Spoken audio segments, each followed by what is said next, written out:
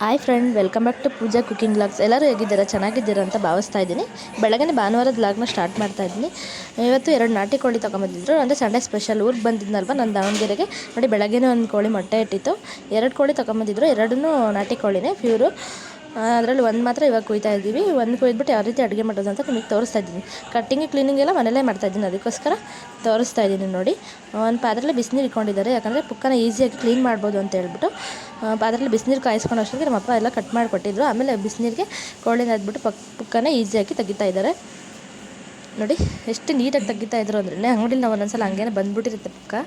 ಹಂಗೆ ಸಪ್ರೇಟಾಗಿ ಕುಯ್ದಾದ್ಮೇಲೆ ಸ್ವಲ್ಪ ಬೆಂಕಿಲಿ ಇರುತ್ತೆ, ಸುಡ್ತಾರೆ. ಯಾಕಂದರೆ ಸಣ್ಣ ಪುಟ್ಟ ಪುಕ್ಕ ಇದ್ರೂ ಹೋಗಲಿ ಅಂತ ಹೇಳ್ಬಿಟ್ಟು ನೀಟಾಗಿ 2 ಕಡೆ ಸುಡ್ತಾಯಿದ್ರು. ನಾವು ಚೈಲ್ಡ್ಹುಡ್ ಮೆಮೊರಿ ಮತ್ತೆ ರಿಕವರ್ ಆದಂಗೆ ಆಯ್ತು. ಯಾಕಂದರೆ ಚಿಕ್ಕ ವಯಸ್ಸಲ್ಲಿ ನೋಡಿದ್ದೆಲ್ಲ ಮತ್ತೆ ಇವಾಗೇ ನೋಡ್ತಾ ಇರೋದು. ಆದಷ್ಟು ನಾಟಿ ಕೋಳಿ ತಂದಾಗೆಲ್ಲ ನಮ್ಮ ಮನೆಯಲ್ಲೇ ಕ್ಲೀನ್ ಮಾಡ್ಕೊತೀವಿ, ಅಂಗಡಿಗೆಲ್ಲ ಹೋಗೋದಿಲ್ಲ. ಕಟ್ಟಿಂಗು ಕ್ಲೀನಿಂಗ್ ಎಲ್ಲ ನಮ್ಮ ಅಮ್ಮನೇ ಮಾಡ್ತಾರೆ. ಅಪ್ಪ ಹೆಲ್ಪ್ ಮಾಡ್ತಾರೆ ಇದಕ್ಕೆ. ನೋಡಿ, ಇವರು ಹಳ್ಳಿಲಿ ಹುಟ್ಟು ಬೆಳೆದಿರೋದ್ರಿಂದ ಪ್ರತಿಯೊಂದು ಗೊತ್ತು. ಆದರೆ ಕುರಿ ಎಲ್ಲ ಕಟ್ ಮಾಡಲ್ಲ. ಚಿಕ್ಕ ಕೋಳಿ ಏನು ಬರುತ್ತೋ ಕೋಳಿ ಎಲ್ಲ ಮನೆಯಲ್ಲೇ ಕ್ಲೀನ್ ಮಾಡ್ಕೊತಾರೆ. ಆದಷ್ಟು ಜಾಸ್ತಿ ಅಂಗಡಿಗೆ ಇದು ಮಾಡಲ್ಲ ಇವರು. ನಮ್ಮ ಮನೆ ಮಾಡಿ ಮೇಲೆ ನಿಜವಾಗ್ಲೂ ಕಟ್ಟಿಂಗ್ ಮಾಡೋಕ್ಕೆ ಎಲ್ಲ ತುಂಬಾ ಚೆನ್ನಾಗಿದೆ. ಓಪನ್ ಜಾಗ ಇರೋದ್ರಿಂದ ಮನೆ ಮೇಲೆ ಮನೆ ಯಾವುದೂ ಇಲ್ಲ. ಅದರಿಂದ ಆರಾಮಾಗಿ ಮೇಲೇ ಅಡುಗೆ ಮಾಡ್ಕೊಂಡೆಲ್ಲ ಮೇಲೇ ಮಲ್ಕೊತಾರೆ. ಚೆನ್ನಾಗಿದೆ ಒಂಥರ ನೋಡೋಕ್ಕೆ. ನಿಮಗೆ ತುಂಬಾ ಇಷ್ಟ ಆಗುತ್ತೆ. ನೋಡಿ, ಇವಾಗ ಇವರೆಲ್ಲ ಕಟ್ಟಿಂಗ್ ಮಾಡೋ ಅಷ್ಟೊತ್ತಿಗೆ ನಾನು ಮಸಾಲೆಗೆ ಜೋಡಿಸ್ಕೊತಾ ಇದ್ದೀನಿ. 1 ಕೈ ಹಿಡಿ ಕೊತ್ತಂಬರಿ, ಒಂದು 5-6 ಗಡ್ಡೆ ಬೆಳ್ಳುಳ್ಳಿ, 1 ಕೈ ಹಿಡಿ ತೆಂಗಿನಕಾಯಿ, 2 ಈರುಳ್ಳಿ, ಒಂದು ಅರ್ಧ ಇಂಚು ಶುಂಠಿ, ಒಂದು ಅರ್ಧ ಪೀಸ್ ಚಕ್ಕೆ, ಒಂದು 4 ಲವಂಗ, ಆಮೇಲೆ ಒಂದೇ 1 ಸ್ಪೂನು ಕಾಳು ಮೆಣಸು, 3 ಚಿಕ್ಕ ಸೈಜ್ ಟೊಮೊಟೊ ತೊಗೊಂಡಿದ್ದೀನಿ. ಮತ್ತು 1 ಸ್ಪೂನು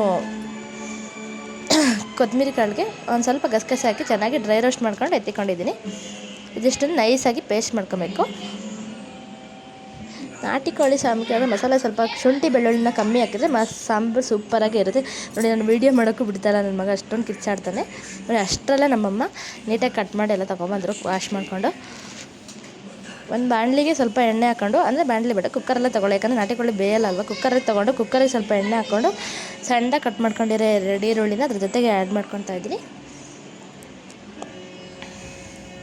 ಈರುಳ್ಳಿ ಫ್ರೈ ಮಾಡಿದಾದ್ಮೇಲೆ ನಾವು ಚಿಕನ್ ಹಾಕೋದ್ರಿಂದ ಅದಕ್ಕೊಂದು ಫ್ಲೇವರೇ ಚೆನ್ನಾಗಿ ಕೊಡುತ್ತೆ. ಸ್ವಲ್ಪ ನೀವು ಮೆಂತ್ಯ ಸೊಪ್ಪನ್ನ ಆ್ಯಡ್ ಮಾಡ್ಕೊಬೋದು. ಮೆಂತ್ಯ ಸೊಪ್ಪಿಲ್ಲ ಅಂದರೆ ಹಂಗೇನೂ ಮಾಡ್ಕೊಬೋದು. ಒಂದು ಈರುಳ್ಳಿ ಮತ್ತು ಒಂದು 2 ಹಸಿಮೆಣ್ಸಿನ್ಕಾಯಿ ಹಾಕೊಂಡ್ರೆ ತುಂಬಾ ಚೆನ್ನಾಗಿರುತ್ತೆ. ನಮ್ಮಮ್ಮ ಮಾಡೋ ರೀತಿ ತೋರಿಸ್ತಾ ಇದ್ದೀನಿ ನಾನು ನಿಮಗೆ. ಊರಲ್ಲಿ ಯಾವುದೇ ರೀತಿ ಮಾಡ್ತಾರೆ ಅಂತ ಹೇಳ್ಬಿಟ್ಟು. ಈ ಗಡಿ ಬಿಡಿಲಿ ನನಗೆ ವೀಡಿಯೋ ಮಾಡ್ಕೊಳ್ಳೋಕ್ಕೆ ಬಿಡ್ತಾ ಇರಲಿಲ್ಲ. ನಿಜವಾಗ್ಲೂ ಹೆಂಗೆ ಸಿಕ್ಕಷ್ಟು ಕ್ಯಾಪ್ಚರ್ ಮಾಡ್ಕೊಂಡಿದ್ದೀನಿ. ನೋಡಿ, ಯಾರೆಲ್ಲ ನನ್ನ ಚಾನಲ್ ಇರ್ತಾರೆ ಪ್ಲೀಸ್ ಸಬ್ಸ್ಕ್ರೈಬ್ ಮಾಡ್ಕೊಳ್ಳಿ. ಆಲ್ರೆಡಿ ಎಲ್ಲರೂ ಸಬ್ಸ್ಕ್ರೈಬ್ ಮಾಡ್ಕೊಂಡಿರೋರಿಗೆ ಹಾಯ್ ಅಂತ ಹೇಳೋಕ್ಕೆ ಇಷ್ಟಪಡ್ತೀನಿ.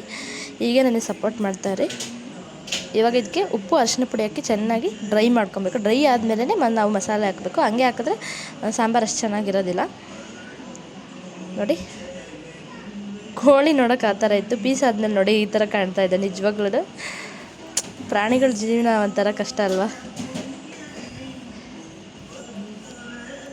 ಒಂದು ಅರ್ಧ ಸ್ಪೂನ್ ಹಾಕ್ಕೊತಾ ಇದ್ದೀನಿ. ಯಾಕಂದರೆ ನಾವು ಅವಾಗಲೇ ಅರಿಶಿನ ಪುಡಿ ಹಾಕ್ಬಿಟ್ಟು ಚಿಕನ್ನ ಕ್ಲೀನ್ ಮಾಡಿದ್ವಲ್ವ, ಅದಕ್ಕೇ ಸ್ವಲ್ಪ ಹಾಕ್ಕೊತಾ ಇದ್ದೀನಿ ನಾನಿಲ್ಲಿ.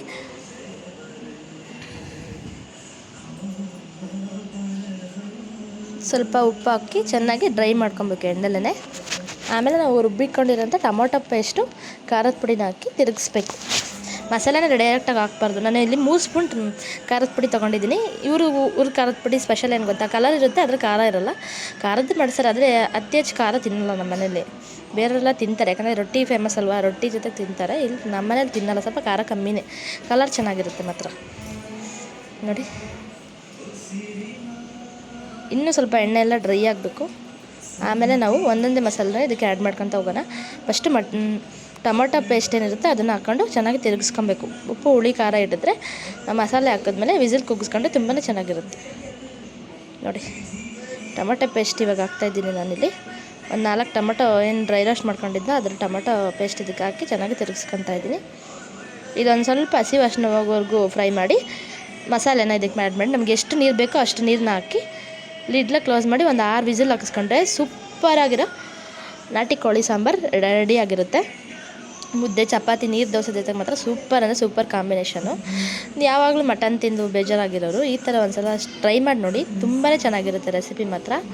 ನಾಟಿ ಸ್ಟೈಲು, ಹಳ್ಳಿ ಸ್ಟೈಲು ನಮ್ಮಮ್ಮ ಮಾಡೋ ರೀತಿಲಿ ತೋರಿಸ್ಕೊಟ್ಟಿದ್ದೀನಿ ನಿಮ್ಗೆ ಯಾವ ರೀತಿ ಮಾಡೋದು ಅಂತ ಹೇಳ್ಬಿಟ್ಟು. ನಮ್ಮನೆ ಕಡೆ ಎಲ್ಲ ಸಾಂಬಾರು ಸ್ವಲ್ಪ ತೆಳುವಾಗೇ ಇರಬೇಕು, ಗಟ್ಟಿ ಸಾಂಬಾರು ತಿನ್ನಲ್ಲ. ಅದಕ್ಕೋಸ್ಕರ ನೀವೇನು ಹೇಳಿ ಫ್ರೆಂಡ್ಸ್, ನಾಟಿ ಕೋಳಿ ಸಾಂಬಾರು ಗಟ್ಟಿಗಿರಬೇಕಾ ತೆಳುವಾಗಿರ್ಬೇಕಾ ನೀವೇ ಕಮೆಂಟಲ್ಲಿ ತಿಳಿಸಿ. ನಿಜವಾಗ್ಲೂ ನನಗೆಲ್ಲ ತೆಳುವಾಗೇ ಇರಬೇಕು, ಮತ್ತು ತೆಂಗಿನಕಾಯಿ ಪೀಸ್ನ ಇದಕ್ಕೊಂದು ಸ್ವಲ್ಪ ಹೆಚ್ಚಾಕಬೇಕು, ತುಂಬಾ ಚೆನ್ನಾಗಿ ಬರುತ್ತೆ ಟೇಸ್ಟ್ ಮಾತ್ರ. ತಿನ್ನೋಕ್ಕೂ ನಮಗೆ ಇಷ್ಟ ಆಗುತ್ತೆ ನೋಡಿ. ಇವಾಗ ಮೊಟ್ಟೆ ಮತ್ತು ನಾನು ಬ್ಲೆಡ್ ಹಾಕ್ತಾಯಿದ್ದೀನಿ ಕೋಳಿದು.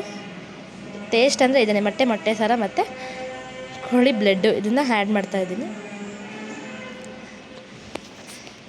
ನಿಮ್ಮ ಹಳ್ಳಿ ಕಡೆನೂ ಇದೇ ಥರ ಸಾಂಬಾರು ಮಾಡಿದ್ರೆ ಪ್ಲೀಸ್ ಕಮೆಂಟಲ್ಲಿ ನಂಗೆ ತಿಳಿಸಿ.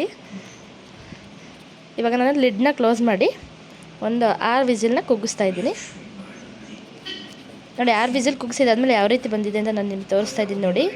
ಎಣ್ಣೆ ಮಾತ್ರ ಸಖತ್ತಾಗಿ ಬಿಟ್ಕೊಂಡಿತ್ತು ಮಾತ್ರ, ತುಂಬಾ ಚೆನ್ನಾಗಿತ್ತು ಮಾತ್ರ. ತಿನ್ನೋದೆಲ್ಲ ತೋರ್ಸೋಕ್ಕಾಗಲಿಲ್ಲ, ಯಾಕಂದರೆ ಮನೆ ತುಂಬ ಜನ ಇದ್ರಲ್ವ. ಸಾರು ಮಾತ್ರ ಏನು ಹೇಳಿ ಸೂಪರಾಗಿ ಬಂದಿತ್ತು. ಹೀಗೆ ನನ್ನ ಚಾನಲ್ನ ವಾಚ್ ಮಾಡ್ತಾಯಿರಿ. ಥ್ಯಾಂಕ್